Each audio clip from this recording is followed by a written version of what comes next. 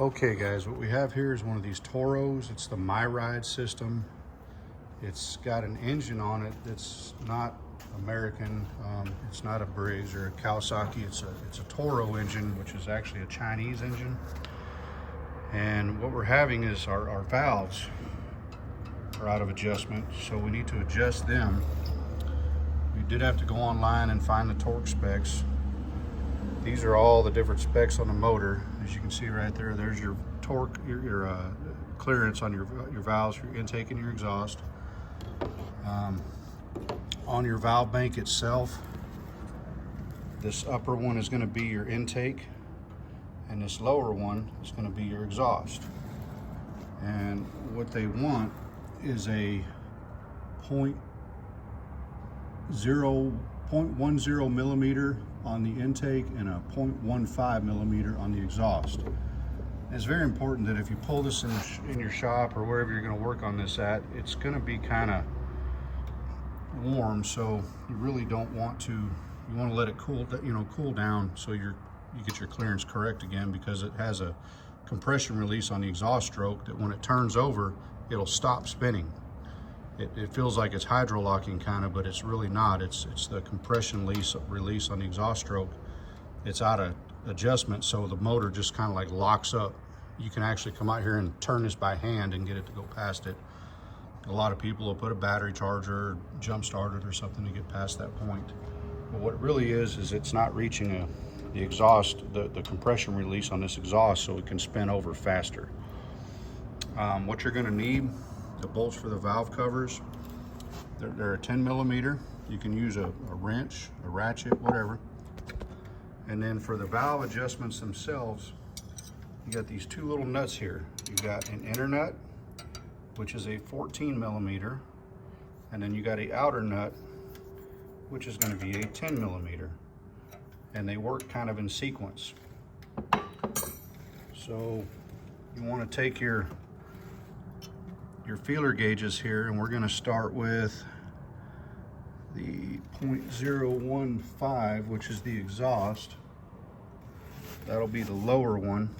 You simply want to fit it in between the two of them, and it fits super loose.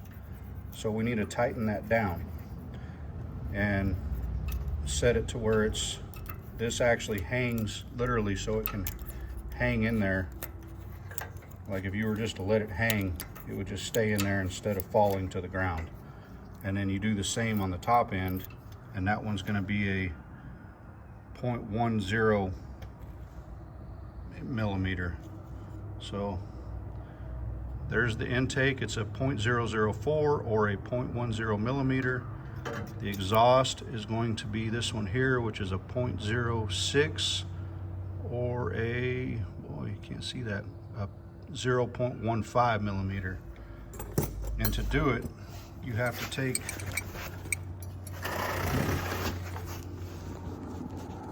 these two guys here.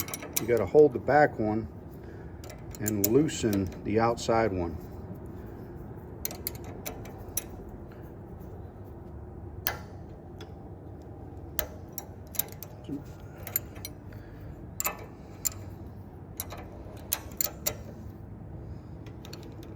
That's it, just get it loose.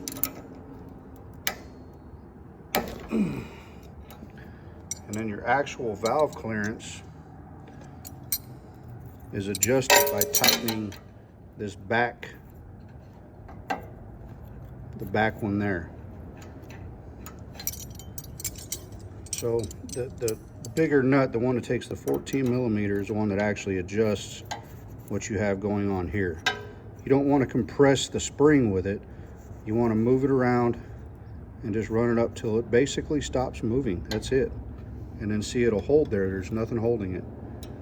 Then you have to hold that back one very steady and tighten this one here without letting the back one turn. And that's it.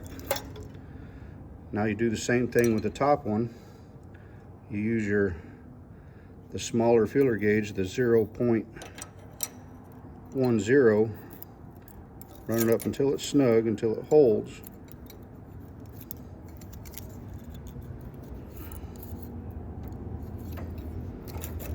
See how it doesn't fall out? That's it. Oh, went a little too far.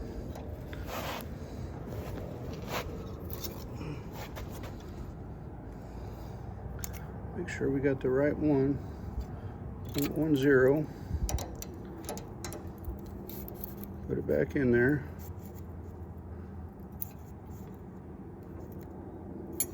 Get it back to the snug point.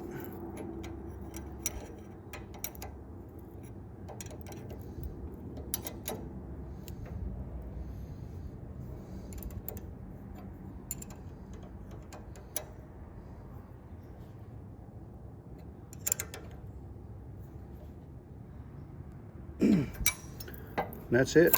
They're done. You put your valve cover back on and put it all back together, and it should be good to go. A lot of times what I'll do is I'll rotate this a couple times to make sure that they're still good.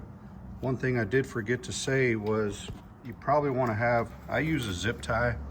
A lot of people use like some kind of metal rod to take your spark plugs out and run this in your hole here, and then you rotate your motor. I have the cover off the top so I can just rotate this by hand, and you want it on top dead center. So top dead center, this is where a lot of people get confused. If you watch these valves, you see the exhaust opening right there. That's letting exhaust out. Rotate it, keep going. Intake, it's letting fresh air in. That's what's opening right now. That comes back up to the top, and that's going to be your top dead center. When that comes up to the top, you stick your zip tie in the hole here, in the spark plug hole.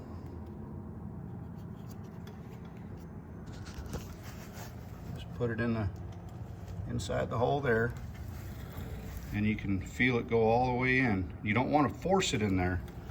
You just want to hold it loosely. And then you'll see it'll start. The engine will actually push the zip tie as the piston comes up to the top. It'll start pushing that zip tie out.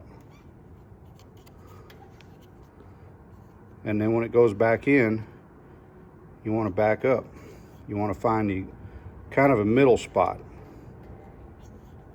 No movement on the valves, and it looks like right about there is our middle spot. We're right here where we're about to fire on the #1 coil pack, which goes to our plug in our hole. You'll do the same thing with the other side. You'll come over here and you'll run it around till you get to top dead center, till your two valves are in what's considered a relaxed position. See, you got the exhaust valves tight right now. You want them both where they're in a relaxed position, where they got a little bit of play to them. And that's it, guys. Put everything back together and you should be good to go. If you have any questions or comments, please don't hesitate to ask. Thanks.